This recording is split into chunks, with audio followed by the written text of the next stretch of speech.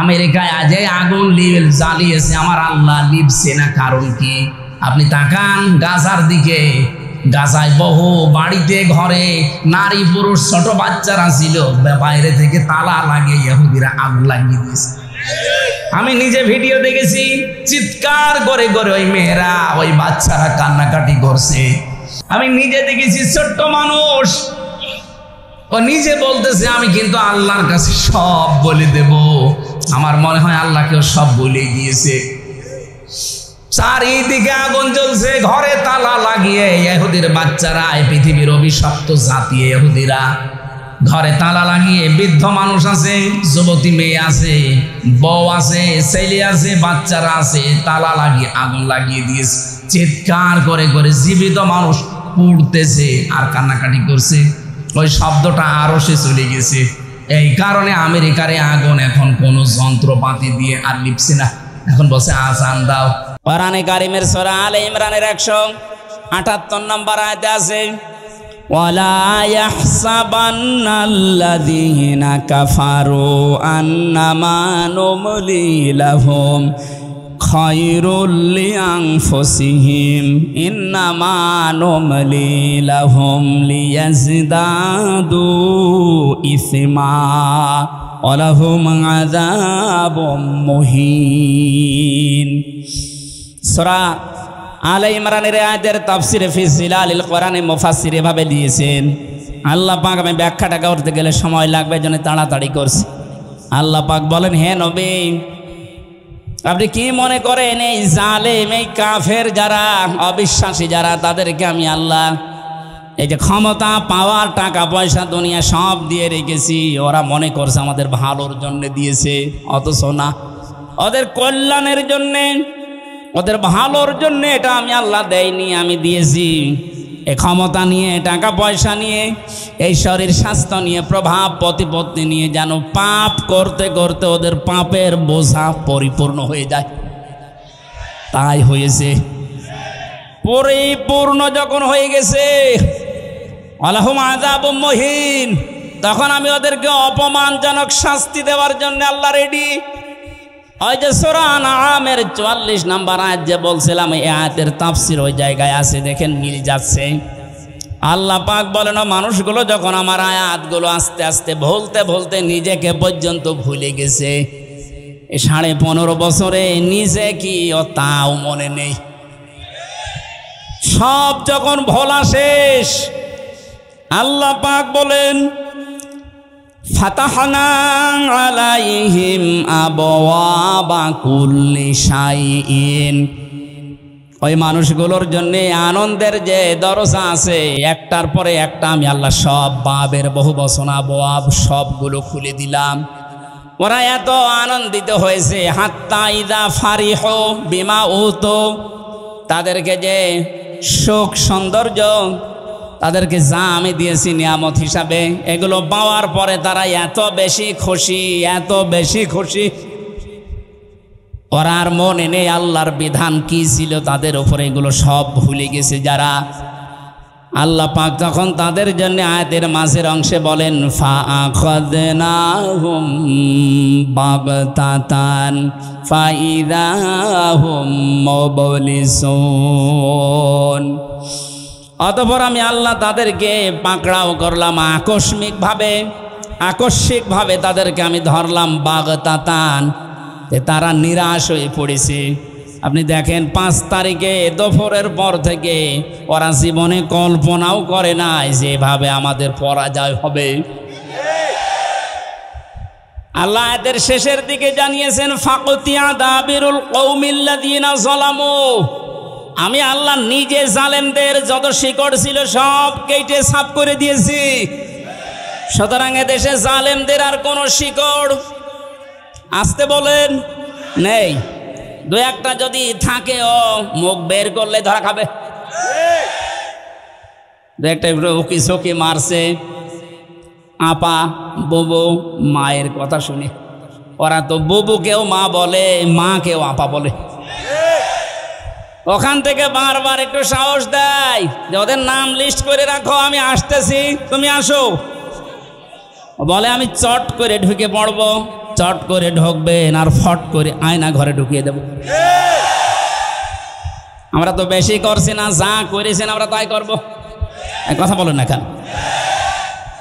এই জন্যে জালেমদের এই শিকড় পর্যন্ত 5 তারিখে আল্লাহ তুলে দিয়েছে, না তো দরবেশের মতো মানুষ দাড়ি কেটে নম হয়ে গেছে।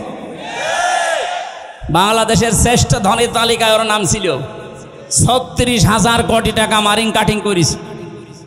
আর সে পালিয়ে যাচ্ছে কি করে দেখেছেন? শিকড় যদি থাকতো তো ওইটা ধরে থাকতে পারতো না, শিকড়ই নেই, দাড়ি পর্যন্ত কেটে ফেলেছে নবীর সুন্নাতকে। তাহলে বোঝা যাচ্ছে ওদের ওই 72 রাকাত নামাজ, তাহাজ্জুদের নামাজ বলে 72 রাকাত পড়তো। আরে ভাই, তাহাজ্জুদের নামাজ তো 8 রাকাত থেকে 12 রাকাত, তো 72 রাকাত পড়তো মানে ইসলামের নিয়ম নীতি নিয়ে ফাজলামি করা, দাঁত ফেলে দেওয়া দরকার এই বেয়াদবগুলো। এই জন্যে পালিয়েছে ওইভাবে। কি ধোকা দিয়েছে মানুষকে দেখেছেন যে আমি 72 রাকাত নামাজ পড়ি তাহাজ্জুদের। শয়তান, তাহাজ্জুদের নামাজ মাত্র 2 রাকাত 2 রাকাত 2 রাকাত 2 রাকাত 8 রাকাত, নাই খুব বেশি হলো 12 রাকাত। তুই 72 রাকাত পড়িস মানে ইসলামের নিয়ম নীতি নিয়ে ফাজলামি করা। ওদের মা যেমন বলতো লাকুম দীনুকুম ওয়ালিয়া দীন, রাহুল বুখারী, ওরাও তাই করে। অথচ ওয়ালাউ তাকাব্বালা আলাইনা বা'দাল আকাবিল লাআখাযনা মিনহু বিল ইয়ামিন। সূরা হাক্কাতের 44, 45, 46 নাম্বার আয়াতে আল্লাহ জানিয়েছেন, আমার কোরআনের ভেতরে কোনো কথা যদি নবী পর্যন্ত বলে যে এটা আল্লাহ বলিস, অথচ আমি বলি নাই, ওই কথা যদি নবী নিজের কথা কোরআন বলে চালিয়ে দেয়, আমি নবীর নিজে, আমি আল্লাহর নবীর, আমি আল্লাহর নিজে আমার নবীর ডান হাত চেপে ধরতাম না, এটা ঠিক হয়। লা আখাজ না, এখানে ফাইল আল্লাহ নিজে। আমাদের সিলেবাস ভক্ত আলেম যারা আমরা আছি এটা ভুল করি অনেকে, অনুবাদটা পাল্টানো দরকার। আমি ওইটাই পড়ে আলেম হয়েছিল। আখাজ না মিনহু বিল ইয়ামিন, মিনহু বিল ইয়ামিন, বি মানে দ্বারা, দিয়ে কর্তৃক, ইয়ামিন মানে ডান হাত। আল্লাহ তাআলা বলেন আমি আমার ডান হাত দিয়ে নবীকে ধরতাম, নবীর ডান হাত ধরতাম না। এখানে আপনি শব্দের দিকে খেয়াল করে মিলান, মিলছে না। এই জন্য আলেম যারা আছেন, একটু যারা উপরে আছে বা যারা শিক্ষা ব্যবস্থায় আছে, আয়াতগুলো যেখানে আছে আয়াতের এই শাব্দিক অর্থগুলো, বিশেষ করে বঙ্গ অনুবাদগুলো আমার মনে হয় ঠিক করা দরকার। গিরিশচন্দ্র সেন হিন্দু বেটা তো এমন এমন কিছু দিয়েছিল সেগুলোর কারণে আমরা অনেকেই একটু ভুল করে ফেলি। শব্দের দিকে খেয়াল করে পড়লে অথচ অবশ্যই এটা হবে না। লা আখাদ না, এখানে সরাসরি আল্লাহ নিজে বলছেন আমি ধরতাম। কি দিয়ে ধরতাম? বিল ইয়ামিন, ডান হাত দিয়ে। নবীর ডান হাত ধরতাম, আমরা এইটা পড়েছি, অথচ আল্লাহ বলেন আমার ডান হাত দিয়ে আমি ধরতাম নবীকে। কেন ডান হাতের নাম দিলেন? মিনহু বিশ শিমাল দিলেন না কেন? বাম হাতের নাম দিতে পারতেন না? কথা বলছে না কেন? আল্লাহর বাম হাতে একটু শক্তি কম, তাই ওনার বাম হাতে থাপ্পড় খেয়েছে। বাম হাতের নাম না দিয়ে ডান হাতের নাম দিলেন কেন? আমরা সচরাচর যেটা দিয়ে উদাহরণ দিলে বুঝি ভালো, আল্লাহ ওই উদাহরণ কোরআনে সেট করেছেন বেশি। আমরা বাস্তবে দেখি যে আমাদের বাম হাতের চাইতে ডান হাতের শক্তি, ক্ষমতা, পাওয়ার একটু বেশি, নাকি? কথা বলেন। আমরা যেহেতু বুঝবো ভালো ডান হাত দিলে, কারণ এটা ছাড়া এটা পাওয়ার বেশি না। এটা দিয়ে ধরলে যেভাবে শক্ত করে ধরা যায়, এটা দিয়ে ওইভাবে ধরা যাবে? আল্লাহ জন্য নিজের ডান হাত এখানে ব্যবহার করে শক্ত জানিয়েছেন যে আমি আমার ডান হাত দিয়ে নবীকে ধরতাম, তার মানে শক্তভাবে। লা আখাযনা মিনহু বিল ইয়ামিন সুম্মা লাকাতানা মিনহুল ওয়াতিন, এবং আমার নবী যেটা দিয়ে কথা বলে কণ্ঠনালী কেটে ফেলে দিতাম। হামা মিনকুম মিন আহাদিন আনহু হাজিসিন, আর এ ব্যাপারে আমাকে বাধা দেওয়ার মতো কারো সাধ্য নেই। কে বলছেন? তাহলে কোরআনের ভেতরে আল্লাহর নবী পর্যন্ত কোনো কথা বানিয়ে বলতে পারেন নাই।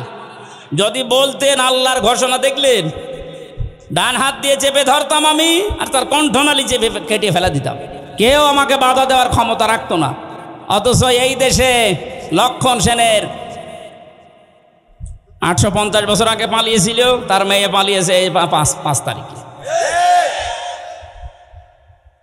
850 বছরের ইতিহাস ভেঙে মহিলা পালিয়েছে।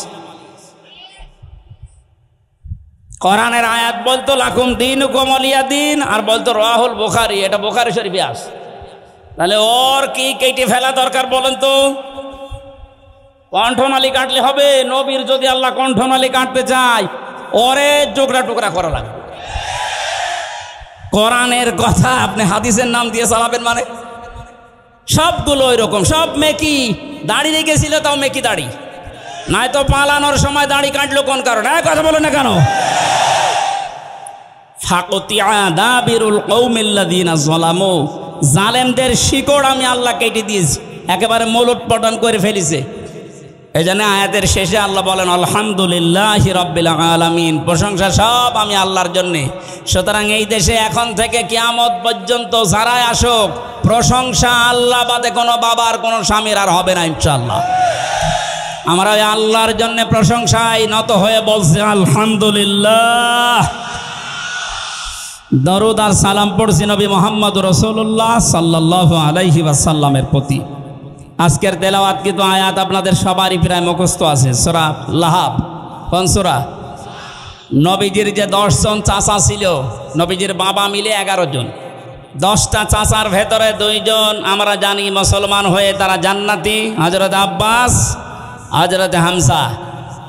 আজ বৈষম্য বিরোধী ছাত্র আন্দোলনে 152 জনের 108 জন ইসলামী ছাত্র শিবিরের নেতা কর্মী। এইটা দেখার পরে অনেক মুনাফিক এবং আলেম নামে জালেম, ওই যে বাতিলের 5টা গোলাম যারা ছিল, যারা কেন্দ্রীয় মসজিদে ইমামতি জোর করে নেওয়ার জন্য জুতা খেয়েছে। কি নির্লজ্জ! জুতা খাওয়ার পরে বলছে যত জুতা আমারে মেরেছে একটা আমার গায়ে লাগে। কত বড় শয়তান! শয়তান ওর কথা শোনে আর বলে আল্লাহ তুমি আমারে শয়তান বানিয়েছো। ওর বাবা কিন্তু ভালো ছিল। মাওলানা শামসুল হক ফরিদপুরি রহমতুল্লাহ আলাইহি, এইরকম বাবার কাছ থেকে এই কালপিট আসলো কি করে? কওমি মাদ্রাসার হাজার হাজার আলেম, আমি আলেমদেরকে জেলখানায় পেয়েছি। 76 জন তো আমার সাথে ছিল। মাওলানা মামুনুল হক, মাওলানা শাকাওয়াত হোসেন রাজিজ, খালিদ সাইফুল্লাহ আইয়ুবী, জুনায়েদ আল হাবিব ভাই সহ যতগুলো আলেম পেয়েছি সব এই রুহুল আমিনের নামে বদদুয়া করত, বলে আমাদের সম্মান মান সব শেষ করে দিয়েছে। এরকম একটা বিশ্ব বিখ্যাত জালেমকে সে কওমি জননী নাম দিয়েছে। আবার দাঁড়িয়েছে নৌকা মার্কা নিয়ে। ও যদি কুকুর মার্কা নিয়ে দাঁড়াতো তাও পাস করত। নৌকা মার্কা নিয়ে মানুষ দাঁড়ায়, এটা ঘৃণিত হয়ে গেছে। মার্কাটাও এখন ঘৃণিত। এখন অবস্থা যায় এই দেশে কেউ যদি বলে যে আমি নৌকার লোক, ওর পিটিয়ে মেরে ফেলবে মানুষ। 15.5 বছরে যেমন ইসলামপন্থী আমি এ কথা বলার ক্ষমতা আমাদের ছিল না, আল্লাহ পুরাটা উল্টিয়ে দিয়েছে। বলেন এ কাজটা করেছে খালি এ ছাত্র আর ছাত্রী ভাইরা না, এ কাজটা করেছে সরাসরি আল্লাহ নিজে। সূরা আনআম 44 নম্বর আয়াত তার প্রমাণ। ফালাম্মা নাসু মা যুক্কিরু বিহি, যখন তারা আমার জিকির, আমার আলোচনা, আমার আয়াতগুলো ভুলে যায়, তখন তাদের শান্তি বৃদ্ধি করে দেয়। এমন বৃদ্ধি করেছিল আল্লাহর কোরআনে পর্যন্ত ভুল ধরত। রিমান্ডে আমি যে অফিসারগুলো পেয়েছিলাম মুসলমান নামে, খুব সুন্দর সুন্দর নাম, আব্দুল মান্নান, আসাদুজ্জামান, শেখ ইমরান হোসেন, জাহিদ হাসান, আতিকুল ইসলাম ভইয়া, নাম সুন্দর না?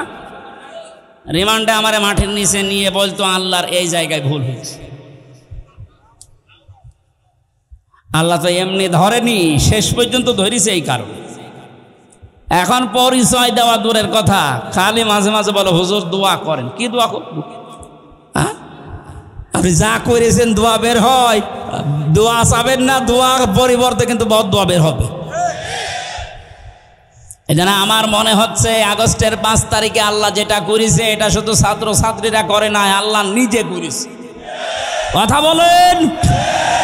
আল্লাহর এই নিয়ামতের শুকরিয়া আমরা আদায় করব, দাম দেব এই নিয়ামতের ইনশাআল্লাহ। নিয়ামতের শুকরিয়া আদায়ের মাধ্যম আমি এর আগে বহুবার বলেছি। কয়টা বলেন তো? 3টা।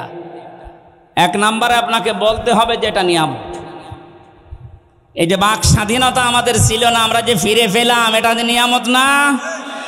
হ্যাঁ, নিয়ামত আমাদের।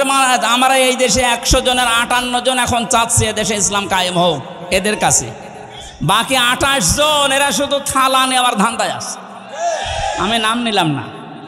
আর বাকি 14 জন এখন ওই যে জালেমদের দোসর আছে, ওরা কিন্তু এটা নিয়ামত মনে করে না, ওরা গজব মনে করে। কি হয়ে গেল, আল্লাহ যে ফাইদা হোম মোবিলিজেশন দিয়েছেন, মোবিলিজেশন মানে হতাশ হয়ে যাও, হঠাৎ করে নিরাশ হয়ে পড়লে যে কি হয়ে গেল। আমার তো মনে হয় 1500 বছর আগে করার না, এখন দেখে দেখে আল্লাহ নাজিল করছে। তো যে কথা বলতেছিলাম, আমরা নিয়ামতের শুকরিয়া আদায়ের প্রথম মাধ্যম আমরা স্বীকার করছি এদেশের 100 জনের অন্তত 58 জন যে হ্যাঁ এ বিষয় আল্লাহর নিয়ামত। এটা কি 2 নম্বরে আমাদের অন্তরের ভেতরে একটা শান্তি লাগবে, এটা আমাদের লাগে, এই লাগে না? এই বিজয় পাওয়ার পরে এখনো শান্তি পাচ্ছেন না? কারা হাত তোলেন তো। যাক আলহামদুলিল্লাহ, যে নিয়ামত যে এটা আমরা বুঝতে পারছি। 3 নাম্বার কি? 3 নাম্বার হচ্ছে যে উদ্দেশ্যে আল্লাহ এই নিয়ামত দিয়েছেন, এই নিয়ামতকে ওই জায়গা মতো পৌঁছিয়ে দেওয়া। বাক স্বাধীনতা ছিল না, আল্লাহর বিধান প্রকাশ্যে আমরা মানতে পারতাম না। বলেন হ্যাঁ, নামাজ পড়তাম। কিসের নামাজ পড়তেন আপনি?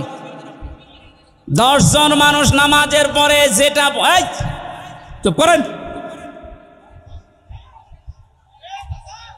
একটু বসেন ভাই, কথা বলবেন না, কথা বলেন বন্ধ করেন। 10 জন মানুষ নামাজে যেটা পড়ে, নামাজের ওই পঠিত বিষয় যদি নামাজের পরে 10 জন মিলে একটু আলোচনা করতো, বলতো গোপন পরামর্শ করছে। এই কথা বলেন, এই অবস্থা ছিল না, এখন আছে ওইটা। 10 জন না 10,000 মানুষ নিয়ে নামাজে যা পড়েছেন ওইটা ব্যাখ্যা করেন, কেউ কিছু বলবে না, আরও যারা বাধা দেয় তারা এসে বসে পড়বে। এই যে এই বাস্তবতাটা আমরা তৈরি করতে চাই। ডক্টর মোহাম্মদ ইউনূস গত পরশুদিন ওই ঘোষণা দিয়েছেন ইসলাম অনুযায়ী দেশ চলবে, আলহামদুলিল্লাহ। আমরা চাই তার এই কথাটা যেন ঠিক থাকে। ক্ষমতায় যে আসে আসুক, না আসে না আসুক, ওটা দেখার দরকার নেই। আমরা চাই ইসলাম দিয়ে দেশ চলবে। কারণ 53 বছর বহু খেল দেখেছি, এই খেলা আমরা আর দেখতে চাই না। দেখতে চাই এ দেশ আল্লাহর কালাম দিয়ে চলছে। কথা বলেন, কারা চান মনে প্রাণে এই নিয়ামতকে দেখি? লিল্লাহে তাকবীর।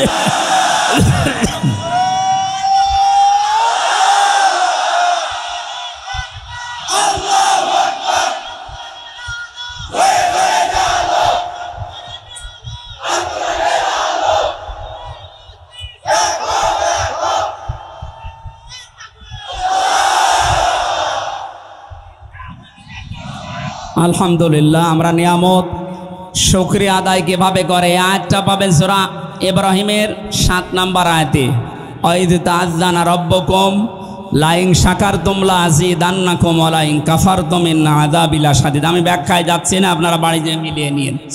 সূরা লাহাব পড়েছি। নবীজির 2 জন চাচার ভেতরে একজন হযরতে আব্বাস আর একজন হযরত হামজা রাদিয়াল্লাহু তাআলা আনহুমা। এই 2 জন জান্নাতি, এতে আমাদের সন্দেহ আছে? সাহাবায়ে কেরাম প্রত্যেকেই আল্লাহর জান্নাতি, সন্দেহ আছে আমাদের? না, প্রত্যেকটা সাহাবী জান্নাতি। এই যে যার নাম বললাম নবীর চাচা আব্বাস, উনি অনেক আগে মুসলমান হয়েছিলেন কিন্তু প্রকাশ করেননি। আজ এই সমন্বয়কদের 108 জনের, সব 152 জনের 108 জন শিবিরের, এজন্য অনেক জালেম নামে আলেম, আলেম নামে জালেম। আর যারা মুনাফিক, আমি নাম নিলাম না, এরা এখন উচ্চবাচ্য করছে, বিশেষ করে কিছু রাম আর বামরা পরিচয় গোপন করে তারা এই কাজ করলো, এরা মুনাফিক। আরে শয়তান! হযরতে আব্বাস নিজে পরিচয় গোপন করে আবু জেহেলের সাথে ছিলেন, এমনকি নবীর বিরুদ্ধে পর্যন্ত বদরের ময়দানে যুদ্ধ করতে গেছে আবু জেহেলের সাথে, অথচ তখনও তিনি মুসলমান। তার পুরা জীবনী পড়ে দেখেন। তাহলে পরিচয় গোপন করে ইসলামের কাজ করা, নবীর কাজ করা, এটা নবীর সাহাবীদের সুন্নাহ, নবীর মাদের সুন্নাহ। নবীর মা হযরতে মুসা আলাইহিস সালামের মা তার সন্তানকে গোপন করে, পরিচয় গোপন করে দুধ পান করিয়েছিলেন নিজের আপন সন্তানকে। এটা কোনোদিন শোনেননি? হযরতে ইব্রাহিমকে নিজের মা পরিচয় গোপন করে লালন পালন করেছিলেন। এক কথা বলে না কেন? এরকম একটা দুইটা না, হাজার হাজার ঘটনা ইতিহাসে আছে। সুতরাং ইসলামী ছাত্র শিবিরের যে ভাইরা সাদিক কায়েম ভাই সহ যারা SM ফরাদ সহ যারা পরিচয় গোপন করে জালেমদের সাথে মিশে ওদের গোড়া কেটে দিয়েছে, এদের সংবর্ধনা দেওয়া দরকার। আর এরা এখন ফতোয়াবাজি করছে, হ্যাঁ পরিচয় গোপন করলো এরা মুনাফিক। আরে শয়তান, মুনাফিক হওয়ার যে লক্ষণগুলো কোনটা পেয়েছিস ওর ভেতরে? মুনাফিকের যে 4টা আলামত আছে, কথা বললে মিথ্যা কথা বলে, ওয়াদা দিলে খেলাপ করে, আমানত রাখলে খেয়ানত করে, আর কারো সাথে ঝগড়া হলে গালি দেয়। তো এইগুলো কাদের ভেতরে পাওয়া যায় আপনি দেখতে পাচ্ছেন না? মুখের ভাষা দেখিয়েছেন টকশোতে, যেটা 72 রাকাত নামাজ পড়তো ওর মুখের ভাষা দেখেছেন? বাকি গেল না, নাই বললাম। এদের মুখের ভাষা শুধু না, এদের চরিত্র ওই রকম নিকৃষ্ট। বুড়ো হয়ে কবরে চলে যাচ্ছে, তারপরও উল্টাপাল্টা কাজ ছাড়ে না। ওদের চরিত্র প্রত্যেকেরটাই এরকম, একটারও ভালো পাইনি আমি। যত মানুষকে নাম শুনি দেখি এখন বাস্তবে প্রত্যেকটা চরিত্র শয়তানের চাইতেও খারাপ। এখনো পর্যন্ত যদি আপনার হুঁশ না ফেরে, তে কবে আবার হুঁশ ফিরবে বলেন তো? আমরা যেহেতু তাফসিরুল কোরআন মাহফিল দিয়েছেন, তাফসিরের দিকে যাচ্ছি, এজন্য ঐতিহাসিক একটা প্রেক্ষাপট বলছি। নবীদের আরো 2 জন চাচা জাহান্নামী, একটা আবু লাহাব আর আবু তালেব। এই যে আবু লাহাব, যেই লোকটা, তার নামে আল্লাহ একটা সূরা নাজিল করলেন।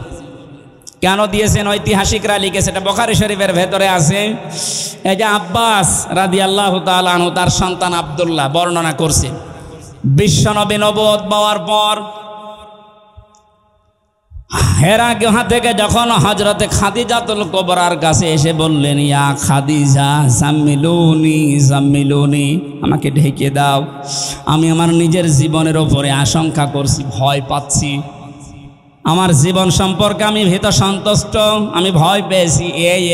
এই দেখেছিলাম, এক পা আকাশে এক পা জমিনে, বিশাল এক ফেরেশতা আমার কাছে এসেছিল।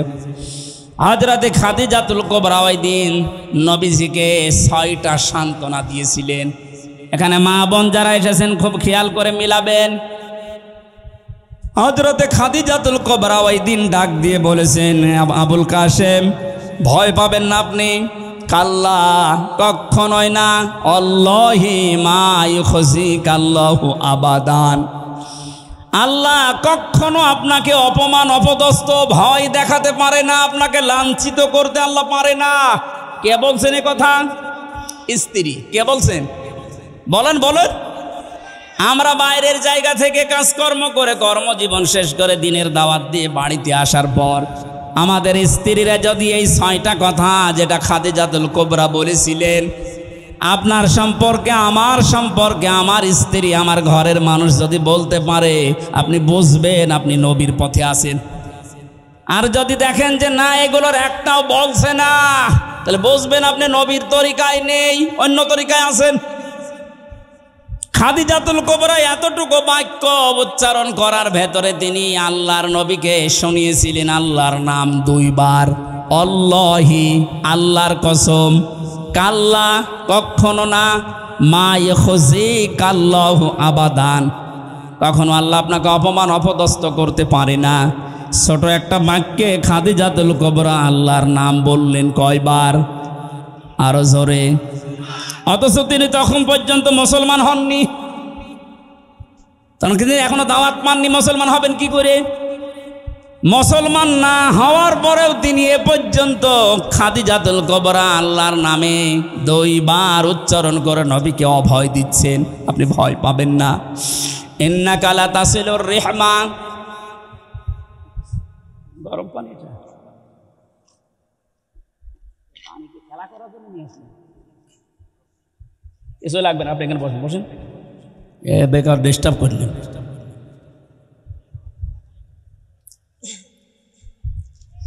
হ্যাঁ, এদিকে আছে আপনাদের মনোযোগ। হযরতে খাদিজা বলেছিলেন, হে নবী, হে আমার স্বামী, ইন্নাকা লা তাসিলুর রিহমা, আপনি রেহেমের সম্পর্কগুলো ঠিক রাখেন। তার মানে এই যে আত্মীয়তার সম্পর্কগুলো আপনি ঠিক রাখেন, এটা এত বড় গুরুত্বপূর্ণ একটা বিষয়। আজকে আমরা বাংলাদেশে অনেকের ভেতরে এই আচরণটা পাচ্ছি না। ধর্ম বাবা পাতিয়েছে রাজশাহীতে, বছরে 3 বার করে যায় সেখানে, অথচ নিজের আপন বোন গরিব সেখানে বছরে 1 বারও যায় না। আর এটা যায় না তার কারণ আছে, অন্যতম বাধা হচ্ছে এই লোকটার স্ত্রী। এই কথা বলছে না কেন? এমন অনেক বউ আছে নিজের ননদকে, নিজের দেবরেরকে যদি স্বামী সাহায্য করে তাহলে তার মন পাওয়া যায় না। অথচ ধর্ম আত্মীয় পাতিয়েছে সে শিবগঞ্জে, সেখানে আপনি 5 বার বউ নিয়ে যান, ও আনন্দে আছে, ও খুশি আছে। সম্মানিত মা বোন যারা এসেছেন, আপনি কি মনে করেন শুধু নামাজ পড়া, রোজা করা আর কালো বোরকা পরা ইবাদত না? আপনি যদি মনে করেন যে আপনার স্বামীর হায়াত আরো বেড়ে যাক, বেশি দিন আমার স্বামী দুনিয়ায় বেঁচে থাক, আমার স্বামীর মান সম্মান, টাকা পয়সা, ইজ্জত আবরু আরো বেড়ে যাক, নবীজি বলেন ওই স্ত্রীর উচিত সে যেন তার স্বামীকে বারবার তাকিদ দেয়, তুমি যাই করো অন্তত এর রেহেমের সম্পর্কগুলো ঠিক রাখো, আত্মীয়তার সম্পর্ক যেগুলো আছে রক্তের, এইগুলো তুমি ঠিক রাখো। এরকম বউ আছে কার ঘরে বলেন তো, হাত তোলেন। ঠিক আছে, আলহামদুলিল্লাহ, তাও তো 3-4 জন আছে। আমি হাসির জন্য বলি নাই, হাজার হাজার মানুষের ভেতরে মাত্র 3-4 জন, বাকিগুলোর অবস্থা কোন জায়গায় আছে এখন বলেন? খুব ঝামেলায় আছি আমরা নাকি? সম্মানিত মা বোনেরা, এটা যে ইবাদত আপনি অনেকে জানেই না। আপনার স্বামীর সাথে যার যার রক্তের সম্পর্ক আছে, তার বোন, তার ভাই, তার চাচা, ফুফু, তার মা বাবা, এগুলোর সাথে যেন সম্পর্ক ঠিক রাখে আপনি তাকিদ দেবেন, এইটাও আপনার নামাজের মতো সওয়াব হবে। আর যদি এগুলো কাট করার জন্য চেষ্টা চালান, আপনার নামাজ রোজাও কাট হয়ে যাবে। কথা বলেন। নবীজির স্ত্রী বলছে আপনি ভয় পাবেন না, কারণ যারা রক্তের সম্পর্ক ঠিক রাখে তাদেরকে কেউ ভয় দেখাতে পারে না। আর আমরা ভয় পাই কারণ আমাদের রক্তের সম্পর্কগুলো ঠিক নেই। 2 নম্বরে স্ত্রী বলছেন তাহমিলুল কাল্লা, হে আমার স্বামী, কখনো আপনাকে আল্লাহ অপমান করতে পারে না, আপনাকে অপদস্থ করতে পারে না, কারণ আপনি মানুষের বোঝা বহন করেন। বাস্তবতার দিকে তাকান, এই হাদিসের, এদিকে তাকান। হে আবুল কাসেম, হে আমার কাসেমের পিতা, হে আমার স্বামী, আপনাকে আল্লাহ ভয় দেখাবে না, কারণ আপনি মানুষের বোঝা বহন করেন। কারণ এই পৃথিবীতে মানুষের বোঝা যারা বহন করে তাদেরকে আল্লাহ ভয় দেখান না। অথচ বাস্তবে দেখলাম কি, এই 15.5 বছরে কত বোঝা আমাদের মাথার উপরে চাপিয়ে দিয়ে উনি পালিয়েছে। আমাদের মাথার উপরে 1 লক্ষ টাকার ঋণের বোঝা। গত 8 দিন আগে আমার একটা মেয়ে হয়েছে, হাফসা জান্নাত, ওর মাথার উপরে এখন 1 লাখ টাকা ঋণ। কি আমি বানিয়ে বলছি? সব বসে আছে, জিজ্ঞাসা করেন। কত মানুষকে আপনি পা হারা, চোখ হারা, হাত হারা করে এই যে বোঝা, পরিবারের বোঝা বানিয়ে দিয়ে পালিয়ে গেলেন। হাজার হাজার কোটি টাকা নিজের মেয়ের নামে, ছেলের নামে, নিজের নামে, বোনের নামে, আত্মীয় স্বজনের নামে, শুধু দলের নামে পাচার করে করে এ বোঝা এ দেশের উপরে আপনি রেখে গেলেন। এ মহিলাকে আমার মনে হয় আপনি বলা ঠিক হবে না। কোনো খারাপ শব্দ থাকলে একটু বলেন তো দেখি, কেননা তো সম্মানিত মানুষ না। সম্মানিত মানুষকে আপনি বলা যায়। কত রকমের বোঝা আমাদের মাথার উপরে, যে হাজারো কষ্টের বোঝা, দুঃখের বোঝা, ঋণের বোঝা, হাজার হাজার বোঝা মাথার উপরে চাপিয়ে উনি পালিয়েছেন, নাকি আরামে আছে। আপনি নবীর আদর্শে মানেন নাই। নবীর আদর্শ হচ্ছে পৃথিবীতে মানুষের বোঝা বহন করা, হালকা করে দেওয়া, আর আপনি আরো বোঝা দিয়ে গেলেন। আপনি নবীর উম্মত না। কি বলতে চাইলাম আপনি না বুঝলেও এরা বুঝেছে। সুতরাং যারা মানুষের বোঝা আরো ভারী করে দেন, হালকা না করে বোঝা আরো ভারী করেন, আরো বেশি করে দেন বোঝা। এই যে 3টা বছর আমার জেলে রেখে কত রকমের বোঝা আমার উপরে চাপিয়ে দিয়েছিলেন, আমার পরিবারের উপরে, আমার মা বাবার উপরে, আমার সন্তানের উপরে কত বোঝা চাপিয়েছিলেন। তারা খেয়ে না খেয়ে 3টা বছর পার করেছে। কি কারণে? কোনো কারণ নেই, এমনি। কি কারণে বলেন তো? এমনি। না না, কোনো কারণ নেই। কয়েকদিন আগে আমার মামলা খারিজ হয়ে গেছে সব, বিচারপতি কর্তৃক, আদালত কর্তৃক এটা প্রমাণিত যে আমার কোনো দোষ পাইনি, আমি নির্দোষ। সুতরাং নির্দোষ মানুষকে আপনি 3টা বছর জেলে রেখে যে বোঝা দিলেন, এখন তো আপনি আরামে আছেন। আমিও চাই আমার মতো 3 বছর আপনি জেলে থাকেন। আর ব্যারিস্টার আরমানকে গুম করেছিলেন, তার জন্য 8 বছর। 8 আর 3 কত হয়? আমান আজমিকে 8 বছর, কত হয়? 19 বছর আগে থাকবেন মাটির নিচে, এরপরে আপনি চট করে ঢুকে পড়বেন। হাজারো মানুষের মাথার উপরে দুঃখের বোঝা, কষ্টের বোঝা, ঋণের বোঝা সব চাপিয়ে উনি এখন আরামে আছেন। নবীর উম্মত। কিসের উম্মত? 14 বার হজ করলেও পট্টি মাথায় দিয়ে তসবিহ হাতে নিয়ে, এটা নবীর উম্মতের বাইরে। নবীর উম্মতের বাইরে যারা, ওটা হয় কাফের, না অন্য কিছু। একটা কথা যদি কেউ ভুল প্রমাণ করতে পারে বলেন এ পর্যন্ত। নবীর উম্মত আপনি কোনটা দিয়ে বলবেন? নবীর কাজ ছিল মানুষের বোঝা হালকা করে দেওয়া, আর ওদের কাজে 15.5 বছরে হাজারো মানুষের পরিবারে শুধু বোঝাই দিয়ে গেছে। একটা মানুষকে জেলে দেওয়া মানে তার পুরা পরিবারটা বোঝা বহন করা। সে নিজেরা খেতে পারে না, জেলখানায় টাকা পাঠানো লাগে 10,000 20,000 করে। তাও 2 দিন 5 দিন 10 দিন পরে ছেড়ে দিলে তো হয় 3 বছর 5 বছর 10 বছর। আপনি কত রকমের বোঝা দিয়ে গেলেন। এই যে 2880 জন এখন হাসপাতালে বেডে কাতরাচ্ছে, এই মানুষগুলোর কারো পা নেই, হাত নেই, ঠ্যাং নেই, কারো অন্ডকোষ উড়ে গেছে। এগুলো এই বোঝা এখন বহন করবে কে? যারা শহীদ হয়েছে 1077 জন, সেগুলো তো বাদ দিলাম, তার তো গেছে। যেগুলোকে এই যে বোঝা এখন পরিবারের জন্য, এগুলো কে টানবে বলেন তো? আপনি নবীর উম্মত দাবি করেন, নবীর কাজ ছিল বোঝা আরো হালকা করে দেওয়া, বোঝা বহন করা। আর আপনি বোঝাগুলো সব দিয়ে, ঋণের বোঝা দিয়ে গেছে, কোটি কোটি টাকা পাচার করে এখন এই দেশের প্রত্যেকটা মানুষের উপরে 1 লক্ষ টাকা করে ঋণ মাথা পিছু। ডক্টর মোহাম্মদ ইউনূস উদ্যোগ নিয়ে যে দেশ থেকে যত টাকা পাচার হয়েছে সব টাকা ফেরত নেওয়া হবে, রাষ্ট্রীয় কোষাগারে জমা হবে, এবং যারা টাকা দিতে পারবে না তার বউ ছেলে মেয়ে রাষ্ট্রের কাজে লাগবে, কোনো ছাড় নেই। মানে এ বোঝা আমরা বহন করবো কি করে?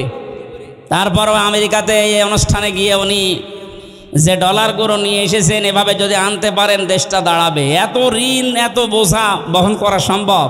ও তো আরামে আছে, বোনকে নিয়ে খাচ্ছে আর ঘুমাচ্ছে, আর মাঝে মাঝে বলছে আমি চট করে আসতেছি। স্ত্রী 3 নম্বরে বলেছিলেন, হে আবুল কাসেম, কাসেমের পিতা, অতাহমিলুল অতাকসিবুল মাদুমা, আপনি মানুষের বস্ত্র, যাদের বস্ত্র নেই তাদের বস্ত্রের ব্যবস্থা করেন, যারা উলঙ্গ অর্ধ উলঙ্গ তাদেরকে আপনি ঢেকে দেন। আর আপনি কি করলেন? এই 15.5 বছরে কত মানুষের পোশাক আপনি খুলে নিয়েছেন।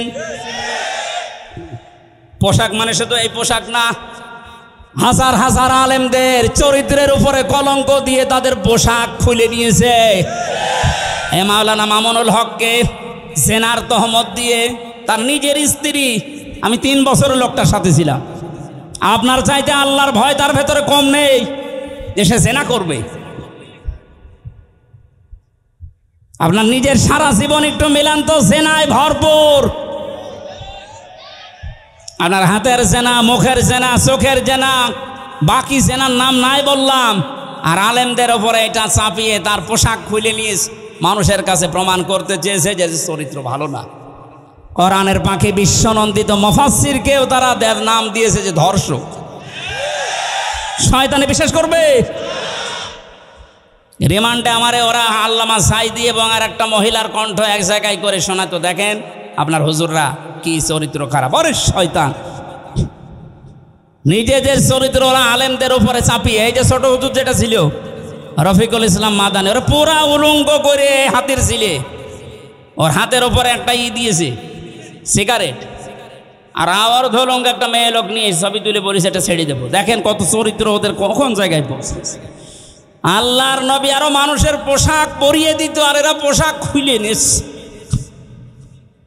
হাজার হাজার মানুষের চরিত্রের পোশাক, গায়ের পোশাক পর্যন্ত খুলে খুলে এই 15.5 বছর আনন্দ করিস। এরা নবীর উম্মত না, কারণ এটা নবীর আদর্শ না। কথা বলেন। তাকরিউদ দাইফা, আপনি মেহমানদারি করেন, অতিথি পরায়ণ। আজ তাকান সারা দেশের দিকে, নবীর এই আদর্শগুলো যারা ধারণ করে তাদের হাতে আমরা দেশটা দিতে চাই। জামাতের কেন্দ্রীয় আমির ডাক্তার শফিকুর রহমান নিজের পরিবার ওই রকম না, তারপরেও এই শহীদদের পরিবারে 2 লক্ষ করে টাকা পৌঁছিয়ে দিচ্ছে সারা দেশে। যার পোশাক নেই তাকে ঢেকে দেওয়ার জন্য চেষ্টা চালাচ্ছে। যার অঙ্গহানি তার বাড়িতে গিয়ে হাসপাতালে যে খোঁজ নিচ্ছে, তে মানুষগুলোর চরিত্র তো রসুলের সাথে মিলে যাচ্ছে। কথা বলেন। অতঈনু আলা নওয়াইবিল হক, আর আপনি হককে সাহায্য করেন, হক প্রতিষ্ঠার জন্য কাজ করেন। নবীজির স্ত্রী যা যা বলেছিল নবীর পক্ষে, আমরা এখন বাস্তবে দেশে বাংলাদেশ জামাত ইসলামী ইসলামী ছাত্র শিবিরের ভেতরে দেখতে পাচ্ছি। মাথা পিছু ডক্টর মোহাম্মদ ইউনূস উদ্যোগ নিয়ে যে দেশ থেকে যত টাকা পাচার হয়েছে সব টাকা ফেরত নেওয়া হবে, রাষ্ট্রীয় কোষাগারে জমা হবে, এবং যারা টাকা দিতে পারবে না তার বউ ছেলে মেয়ে রাষ্ট্রের কাজে লাগবে। কোনো ছাড় নেই। মানে এ বোঝা আমরা বহন করবো কি করে? তারপরও আমেরিকাতে এই অনুষ্ঠানে গিয়ে উনি যে ডলারগুলো নিয়ে এসেছেন, এভাবে যদি আনতে পারেন দেশটা দাঁড়াবে। এত ঋণ, এত বোঝা বহন করা সম্ভব? ও তো আরামে আছে, বোনকে নিয়ে খাচ্ছে আর ঘুমাচ্ছে, আর মাঝে মাঝে বলছে আমি চট করে আসতেছি। স্ত্রী 3 নম্বরে বলেছিলেন, হে আবুল কাসেম, কাসেমের পিতা, অতাহমিলুল অতাকসিবুল মাদুমা, আপনি মানুষের বস্ত্র, যাদের বস্ত্র নেই তাদের বস্ত্রের ব্যবস্থা করেন, যারা উলঙ্গ অর্ধ উলঙ্গ তাদেরকে আপনি ঢেকে দেন। আর আপনি কি করলেন? এই 15.5 বছরে কত মানুষের পোশাক আপনি খুলে নিয়েছেন। পোশাক মানে শুধু এই পোশাক না, হাজার হাজার আলেমদের চরিত্রের উপরে কলঙ্ক দিয়ে তাদের পোশাক খুলে নিয়েছে। এ মাওলানা মামুনুল হককে জেনার তহমত দিয়ে তার নিজের স্ত্রী, আমি 3 বছরের লোকটার সাথে ছিলাম, আপনার চাইতে আল্লাহর ভয় তার ভেতরে কম নেই যে সে জেনা করবে। আপনার নিজের সারা জীবন একটু মিলান তো, জেনায় ভরপুর। আপনার হাতের জেনা, মুখের জেনা, চোখের জেনা, বাকি জেনার নাম নাই বললাম। আর আলেমদের ওপরে এটা চাপিয়ে তার পোশাক খুলে নিয়ে মানুষের কাছে প্রমাণ করতে চেয়েছে যে চরিত্র ভালো না। কোরআনের পাখি বিশ্বনন্দিত মুফাসসিরকেও তারা নাম দিয়েছে যে ধর্ষক। শয়তানে বিশ্বাস করবে? রিমান্ডে আমারে ওরা আল্লামা সাইদি এবং আর একটা মহিলার কণ্ঠ এক জায়গায় করে শোনাতো, দেখেন আপনার হুজুররা কি চরিত্র খারাপ। আরে শয়তান, নিজেদের চরিত্র ওরা আলেমদের উপরে চাপিয়ে, এই যে ছোট হুজুর যেটা ছিল রফিকুল ইসলাম মাদানী, ওরা পুরা উলঙ্গ করে হাতের ছিলে, ওর হাতের উপরে একটা দিয়েছে সিগারেট, আর আবার ধরুন একটা মেয়ে লোক নিয়ে ছবি তুলে বলেছে এটা ছেড়ে দেবো। দেখেন কত চরিত্র ওদের কখন জায়গায় পৌঁছেছে। আল্লাহর নবী আরো মানুষের পোশাক পরিয়ে দিত, আর এরা পোশাক খুলে নিচ্ছে। হাজার হাজার মানুষের চরিত্রের পোশাক, গায়ের পোশাক পর্যন্ত খুলে খুলে এই 15.5 বছর আনন্দ করিস। এরা নবীর উম্মত না, কারণ এটা নবীর আদর্শ না। কথা বলেন। তাকরিউদ দাইফা, আপনি মেহমানদারি করেন, অতিথি পরায়ণ। আজ তাকান সারা দেশের দিকে, নবীর এই আদর্শগুলো যারা ধারণ করে তাদের হাতে আমরা দেশটা দিতে চাই। জামাতের কেন্দ্রীয় আমির ডাক্তার শফিকুর রহমান নিজের পরিবার ওই রকম না, তারপরেও এই শহীদদের পরিবারে 2 লক্ষ করে টাকা পৌঁছিয়ে দিচ্ছে সারা দেশে। যার পোশাক নেই তাকে ঢেকে দেওয়ার জন্য চেষ্টা চালাচ্ছে। যার অঙ্গহানি তার বাড়িতে গিয়ে হাসপাতালে যে খোঁজ নিচ্ছে, তে মানুষগুলোর চরিত্র তো রসুলের সাথে মিলে যাচ্ছে। কথা বলেন। অতঈনু আলা নওয়াইবিল হক, আর আপনি হককে সাহায্য করেন, হক প্রতিষ্ঠার জন্য কাজ করেন। নবীজির স্ত্রী যা যা বলেছিল নবীর পক্ষে, আমরা এখন বাস্তবে দেশে বাংলাদেশ জামাত ইসলামী ইসলামী ছাত্র শিবিরের ভেতরে দেখতে পাচ্ছি। করেন আর খুশি হন, এইটাই বাস্তব। তাহলে হাদিস বাদ দিয়ে দেন। এগুলো মিলে যাচ্ছে, খাপের খাপ মমতাজের বাপ। আমরা করবো কি মিলে গেলে?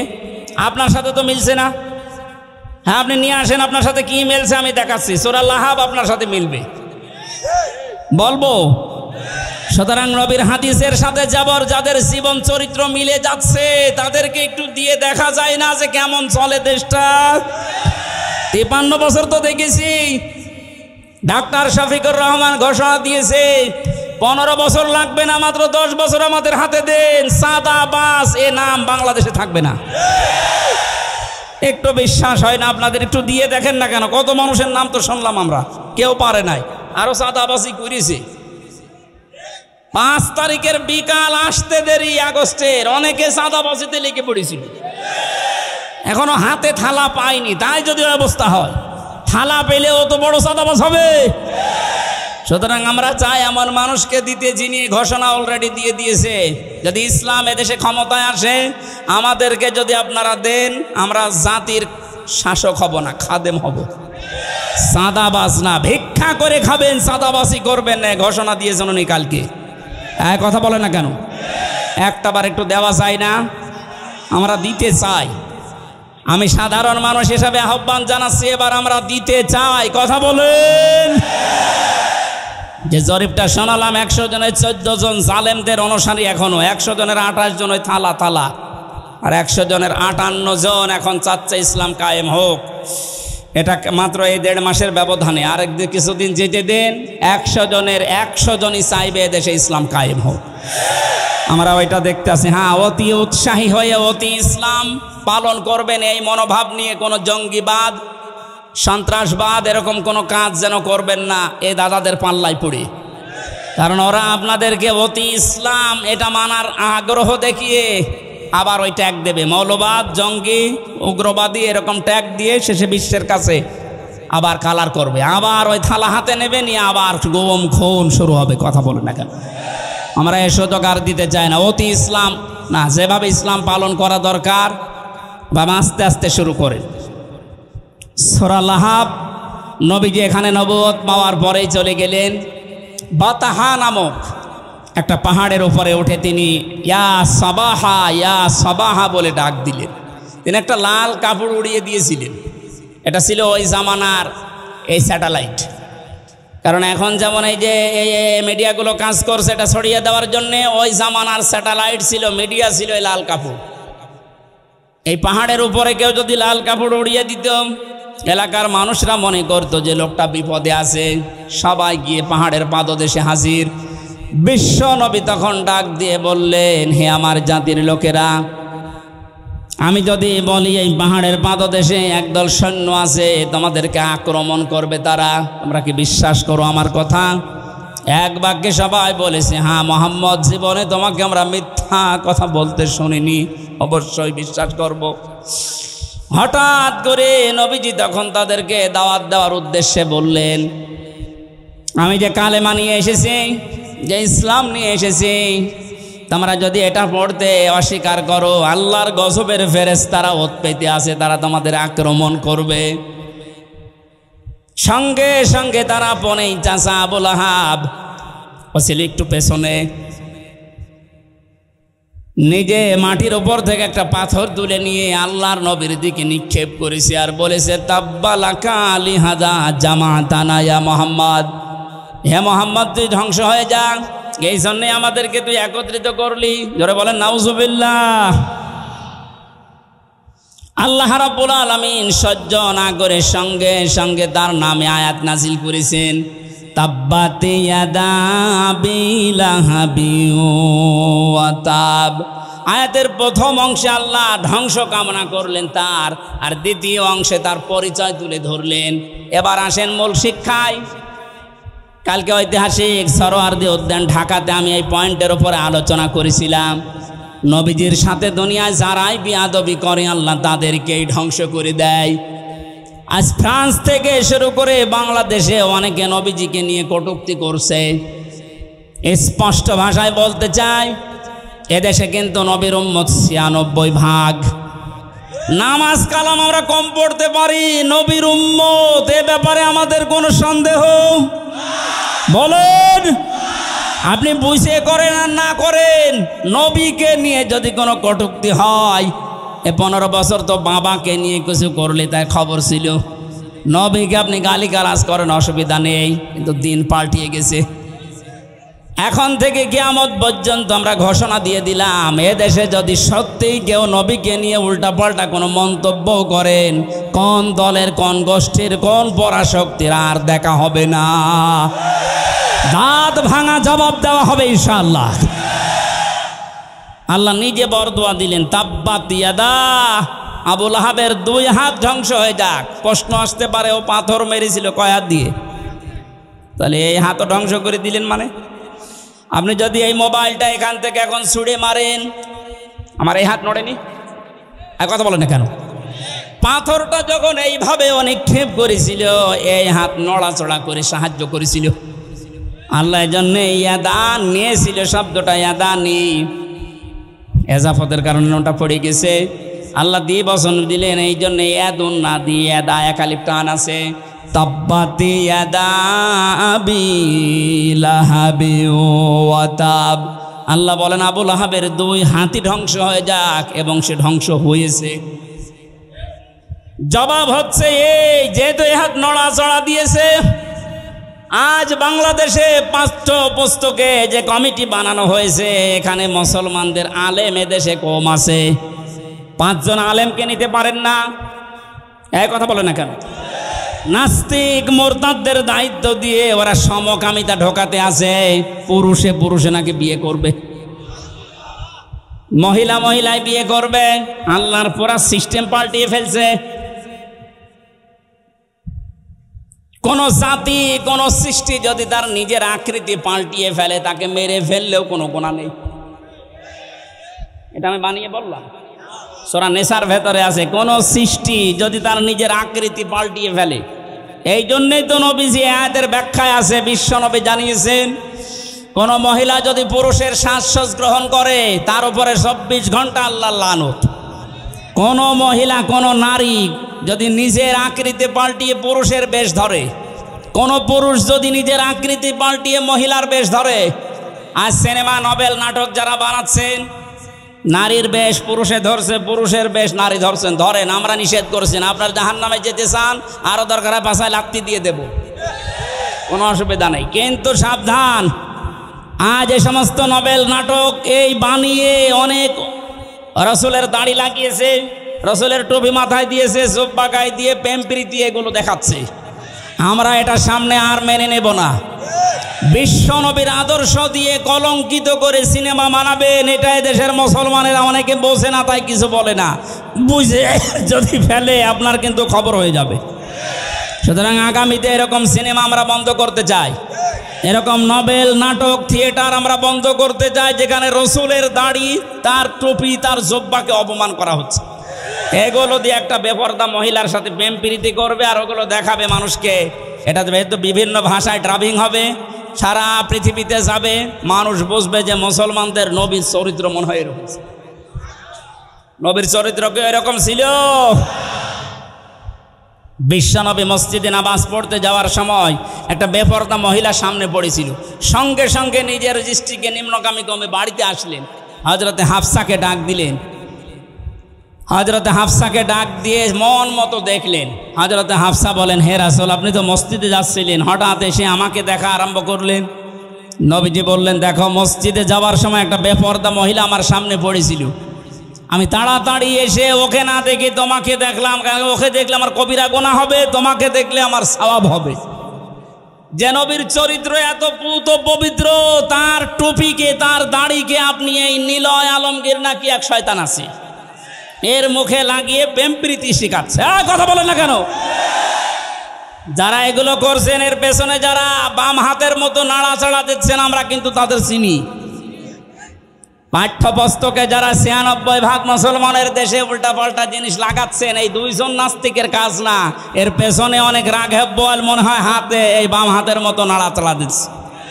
যারা দিচ্ছেন সাবধান, আল্লাহ যদি ধরে, এই হাত শুধু না, এই হাত ধ্বংস করে দেবে, এবং ধ্বংস হবে নতাব্বা। আবু লাহাব যেমন নিজে ধ্বংস হয়েছিল, আজ যারা ইসলামের বিরুদ্ধে, নবীর বিরুদ্ধে ডান হাত ব্যবহার করছেন, বাম হাত দিয়ে অনেকে পেছন দরজা দিয়ে নাড়াচাড়া দিচ্ছেন, আপনি ধ্বংস হবেন, মাস্ট বি ধ্বংস হবেন। মা আগনা আনহু মালুহু ওয়া মা কাসাব, আপনার সম্পদ আদি যা অর্জন করেছেন একটাও কাজে আসবে না। বাস্তব প্রমাণ এই দরবেশের, একটা টাকা কাজে আসতেছে। শুনলাম হাট আর এই অবৈধ টাকা নিয়ে এসে নাকি এখন রিমান্ডে বাড়ির খাবার খাচ্ছে।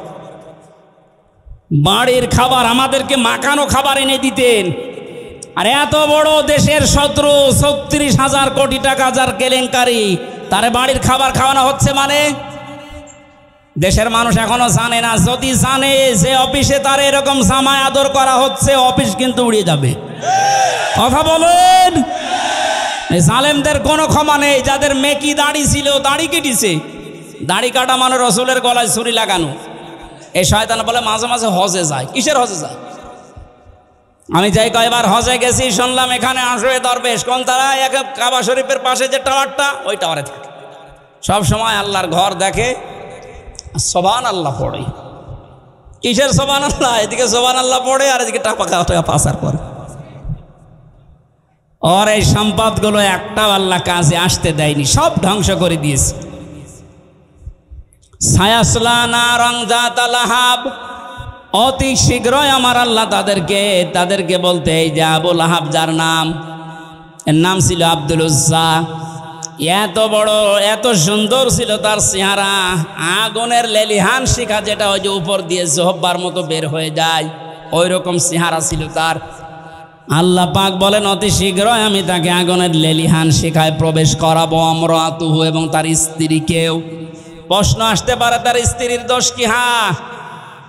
আজ এই বাংলাদেশে আমরা অনেকে আবু লাহাবের স্ত্রী উম্মে জামিলের মতো মহিলা সচক্ষে দেখতে পাচ্ছি। আবু লাহাব তো করেছেই, তার স্ত্রী পর্যন্ত নবীকে কষ্ট দিয়েছিল। নিজের সন্তানকে, দুইটা সন্তানকে নবীর 2 মেয়ের সাথে বিয়ে দিয়েছে। আল্লাহর নবীর মেয়ে হযরতে উম্মে কুলসুম এবং রুকাইয়া, এই 2টা মেয়েকে বিয়ে দিয়েছিল উতবা আর উতাইবার সাথে। এই 2টা ছেলের সাথে বিয়ে দিয়ে নবীজি যখন দিনের প্রচার আরম্ভ করলেন, এই সূরা লাহাব যখন নাজিল হচ্ছিল, তখন এই মহিলা নিজে তার ছেলে 2টাকে ডাক দিয়ে বলেছে, দেখো মুহাম্মদ আমাদের নামে কবিতা বানিয়েছে, গালিগালাজ করে। জোরে বলেন নাউজুবিল্লাহ। কোরআনের আয়াতগুলো কি কবিতা? আরো জোরে বলেন। নিজের ছেলেকে ডাক দিয়ে বলছে, এই মুহূর্তে মুহাম্মদের 2টা মেয়ে তার মুখের উপরে তালাক দিয়ে ফেলে দিয়াই। এমনিতেই নবীজি অসহায়, গরিব মানুষ, নিজের সংসারে ওই সময় চলে না।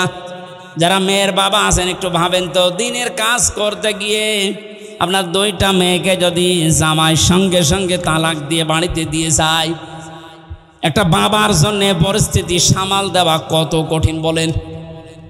আল্লাহর নবী ওই দিন এত বেশি কন্দন করেছিলেন। ছেলে 2টা তার মায়ের কথা শুনে তার স্বামীকে দিয়ে এই কাজ করিয়ে 2টা মেয়েকে তালাক দিয়ে নবীজির বাড়িতে ফেলে দিয়ে আসলেন। নবীজি ডাক দিয়ে বললেন, আল্লাহ পাক তুমি 2টা কুকুর পাঠাও এই 2জন মানুষের জন্যে। এত বড় কঠিন অবস্থায় আমার 2টা মেয়েকেও আমার পরিবারে দিয়ে গেল তালাক দিয়ে। আল্লাহর নবীর কথা শোনার পর ওরা বাড়িতে গিয়েছে। এই উম্মে জামিল আবু লাহাবের স্ত্রী ডাক দিয়ে বলে, সন্তানেরা যা করেছো মারহাবা তোমাদের। হ্যাঁ, তোমাদেরকে মুহাম্মদের মেয়েকে ওখানে দেওয়ার সময় কিছু কোনো কথাবার্তারা কি শুনতে পেয়েছো? আবু লাহাবের 2 সন্তান উতবা আর উতাইবা ডাক দিয়ে বলে, আম্মা আবু লাহাব, আমার বাবার কথা মতো আপনার কথা মতো আমরা 2টা বোনকে তালাক দিয়ে এসেছি। মুহাম্মদ কান্নাকাটি করছিল আর আসার সময় বলেছে আমাদেরকে নাকি 2টা কুকুরে খাবে, বাঘে খাবে। আবু লাহাবের স্ত্রী উম্মে জামিল ডাক দিয়ে বলছে, সন্তান এতক্ষণ যা বলছিলে শুনছিলাম ভালোই লাগছিল, এখন যেটা বললে এটা তো কেমন লাগে? কারণ ও ছেলে যা বলে তাই হয়ে যায়। তোমাদেরকে খুব সাবধানে রাখা লাগবে। ইয়ামেন থেকে একটা মানুষের কাছে গাছ বেঁধে নিজের, এটা তাফসিরে হাক্কানির ভেতরে পেয়েছি, ইয়ামেন দেশ থেকে একজন অগ্নি পূজকের কাছ থেকে গাছ বেঁধে নিয়ে নিজের সন্তানের হাতে আর মাজায় লাগিয়ে দিয়েছে। এই যে আজ যারা মহিলারা তাবিজ কবজ করে ওর ওপরে বিশ্বাস করে, তাবিজ ব্যবহার করা শিরিক। হাদিসে স্পষ্ট নিষেধ, তাবিজ ব্যবহার করা যাবে না। কেউ যদি ঝাড় ফুঁক করতে চান, সূরা নাস, ফালাক আর সূরা ফাতিহা পড়ে আপনি ফু দিতে পারেন, এতটুকুই যথেষ্ট। এটা নবীজি সাহাবীরা করতেন। তাবিজ কবজ লাগিয়ে বিশ্বাস করা লাগবে এটা আমাকে বাঁচাবে, এই বিশ্বাস আবুল আহাবের স্ত্রীর। ও বলেছিল মোহাম্মদ যেহেতু এই বরদোয়া দিয়েছে যে বাঘে খাবে তোদেরকে, সুতরাং এ কথা হয়েও যেতে পারে বাঘে যেন না খায়, এই হিসাবে আমি বাবার কাছ থেকে এই যে গাছ পড়া নিয়ে এসেছি। মাঝায়ার হাতে বেঁধে দিলেন, ডাক দিয়ে বললেন খুব সাবধানে থাকা লাগবে। আবুল আহাব দুইটা সন্তানকে নিয়ে গেছে ব্যবসা করতে সিরিয়ায়। প্রতিমধ্যে ওই দেশে প্রবেশ করার পরে লোকজন ডাক দিয়ে বলছে দুইটা কি? বলে আমার ছেলে। যে দেশে এমনিতেই বাঘের উৎপাত বেশি আর আপনি ছেলে নিয়ে এসেছেন, তাড়াতাড়ি দেশে পাঠান। এ বয়সে ছেলের আমরা খুব নিরাপদে রাখি, খুব সতর্কতার সহিত রাখি এ বয়সের ছেলেদেরকে। আবুল আহাব ডাক দিয়ে বলছে ঠিক আছে, এখন তো নিয়ে যাওয়া সম্ভব না, আজকের রাতটা যাক। মাছা বানিয়েছে উপরে, ছেলেদেরকে উপর তালায় দিয়েছে, আর নিচে ও পাহারা দিচ্ছে বসে বসে মানুষকে দিয়ে নিজেও। ঠিক নবীজির এই বরদোয়া রাতের বেলা আল্লাহ পাক দুইটা বাঘ পাঠিয়ে দিয়েছেন। প্রথমে এসে আবুল আহাবের এবং ওর যে পাহারাদার ছিল তাদের মুখ শুকেছে, দেখে না। এক লাফে উপরে গিয়ে দেখে দুইটা ছেলে ঘুমিয়ে আছে। বুক চিরে রক্ত পান করে যখন বেরিয়ে যাচ্ছে, আবুল আহাব তখন তাকিয়ে দেখছে যে যা সব শেষ। নবীজি যা বলেছিলেন যে দুইটা বাঘ আল্লাহ পাঠাও তোমার পক্ষ থেকে, দুইটা কুকুর পাঠাও, ঠিক আল্লাহ তাই পাঠিয়ে ধ্বংস করে দিয়েছে। ১৫০০ বছর হয়ে গেল, এখন আর আবুল আহাব নেই, আবুল আহাবের স্ত্রী নেই, কিন্তু তার পেতাত্তারা আছে, তার আত্মীয় স্বজন আছে। নবীর আদর্শ যারা মেনে চলে, নবীর উত্তরাধিকারা যারা, নবীর ওয়ারিস যারা, নায়েবে রাসূল যারা, তাদেরকে আপনি যা করছেন এদের বরদোয়া কোনো কাজে লাগবে না বলে কি মনে হয় আপনার? কোরআনের পাখি যা যা বলেছিল জীবনে আমরা তো দেখছি সব একটা একটা করে মিলে যাচ্ছে। উনি বলেছিলেন জালেমদেরকে দেশে ইঁদুরের গর্ত তোমরা পাবে না, ঠিক পাচ্ছে না, ইঁদুরের গর্তে জায়গা আছে ওদের। বলেছিলেন যে এই দেশে নাড়া দেওয়া হবে, দিল্লি মামুগার বাড়ি গিয়ে পড়বা, একেবারে তাই পড়িস। ৩ নাম্বার ওনার একটা স্বপ্নের কথা মাঝে মাঝে বলতেন, এই দেশে জালেমদের নাকের উপরে কোরআনের পতাকা পথ করে উঠবে। এই স্বপ্ন বাস্তবায়ন হবে ইনশাআল্লাহ। আবুল আহাব বাড়িতে আসলেন, প্লেগ রোগ দেখা দিল তার শরীরে। আল্লাহ রাব্বুল আলামিন এত কঠিন ভয়ঙ্কর রোগ তাকে দিয়েছিল, তার কাছে যে যায় তার এই রোগ হয়। শেষ পর্যন্ত ধুকে ধুকে মারা যায়, পড়েছিল, পচে গলে দুর্গন্ধ বের হচ্ছিল। আশপাশের লোক এসে তার আত্মীয় স্বজন যারা আছে তাদেরকে ডাক দিয়ে বলছে আপনারা কি মানুষ? নিজের বাবা নিজের আত্মীয় মরে পড়ে আছে, পচে গলে মা দুর্গন্ধ বের হয়, আপনারা মাটি দেন না। তখন ডম বা মসি যাদেরকে বলা হয়, এরকম মানুষ আফ্রিকার কালো মানুষদেরকে ডাক দিয়ে দূরে গর্ত করে বাঁশ দিয়ে ঠেলা দিয়ে লাশ ওখানে দিয়ে এরপরে পাথর দূর থেকে নিক্ষেপ করে করে ওরে মাটি দিয়েছে। আল্লাহ রাব্বুল আলামিন এটাই জানাতে চেয়েছেন আমি ওকে এমন কঠিন ভয়ঙ্কর শাস্তির ভেতরে ফেলেছিলাম, নবীর বিরুদ্ধে, নবীর ওয়ারিসদের বিরুদ্ধে কিয়ামত পর্যন্ত যারা অবস্থান নেবে জমিনে, আমার আল্লাহ তাদেরকে ঠিক এইরকম অপমান করেই বিদায় দেবেন। হাম্মালাতাল হাতাব ফি জিদিহা হাবলুম মিন মাসাদ, এই মহিলার নামে আল্লাহ এই 2টা আয়াত নাযিল করলেন। এই কারণে পৃথিবীতে যত মহিলা নবীকে কষ্ট দিয়েছে তার ভেতরে এই মহিলা 1 নাম্বার। এত বেশি কষ্ট দিত নবীকে, তার স্বামীকে সাহায্য করে করে যেখানেই নবীজি দাওয়াত দিত সে তার স্বামীকে নিয়ে বলতো ওই পাগলের কথা শুনবা না। লোকজন এসে বলতো আমরা তো পরিচিত না, পাগল বলেন কে এই লোকটা, আপনারা কে? তখন পরিচয় দিত এইটা ওর চাচা আর আমি ওর চাচি। জোরে বলেন নাউজুবিল্লাহ। বিশ্বনবী সবচাইতে বেশি কষ্ট পেয়েছিলেন এই দুইজনের দ্বারা ইসলাম প্রচার করতে গিয়ে। এজন্য আল্লাহ আবু সেহেলের নামে কোরআনে আবু সেহেল নামে কোনো সূরা দেয়নি। আছে সূরা আলাকের ভেতরে আবু সেহেলের নামে একটা সূরা, একটা আয়াত আছে শুধু। আর এই লোকটার মানে এর বর চরিত্র এত খারাপ ছিল, এত কষ্ট নবীকে দিয়েছে, আল্লাহ নিজে তাদের নামে আয়াত নাজিল করে না, শুধু পুরা সূরাটাই নাজিল করে দিয়েছে। আমাদের শিক্ষা নেওয়া লাগবে আগামী পৃথিবীতে বিশ্ব নবীর নামে কোনো উল্টাপাল্টা কথা যেন কেউ না বলে। নবী তো নেই, নবীর ওয়ারিসরা আছে। কথা বলেন না কেন? নবীর এই ওয়ারিসদের বিরুদ্ধে যারা আজ মৌলবাদ ছড়াচ্ছেন, আপনাদেরকে আমরা সাবধান করেছি, আর কোনোদিন এই শব্দ দিয়ে নবীর ওয়ারিসদেরকে গালি দেবেন না। আপনারা কেন দিচ্ছেন আমরা জানি, আপনারা দাদাদের ফাঁদে পা দিয়েছেন। ওরা ফাঁদে পা দিয়ে যদি 15 বছর এত গণক্ষম করতে পারেন, আবার যদি ফাঁদে পা দেওয়ার চেষ্টা করেন, এদেশের যারা সাধারণ মানুষ আপনাদেরকে সাপোর্ট করে, যদি একবার বুঝে ফেলে যে আপনারাও দাদাদের দাসর দালাল, একবারে জালেমদের মতো আপনাদেরও বিদায় করবে ঝাঁটিয়ে।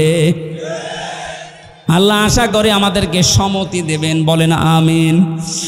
বুখারী শরীফের একটা হাদিস পড়েছিলাম, মান রাআ মিনকুম মুনকারান, যে ব্যক্তি দেখে কোনো অন্যায় কাজ তার সামনে হচ্ছে, শরীয়ত বিরোধী ইসলাম বিরোধী কাজ, তার ইমানের প্রথম দাবি হচ্ছে সে যেন হাতের দ্বারা বন্ধ করে দেয়।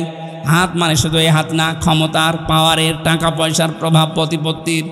সুতরাং এখন যেহেতু উন্মুক্ত দুনিয়া, এদেশে কোনো অন্যায় কাজ যদি দেখেন শরীয়ত বিরোধী, এটা ইসলাম বিরোধী, মানবতা বিরোধী, সে যেই হোক, আমাদের যতটুকু যার হাত আছে, ক্ষমতা আছে, টাকা পয়সা আছে, প্রভাব প্রতিপত্তি আছে, ইমানের প্রথম দাবি ওইটা দিয়ে বাধা দেওয়া।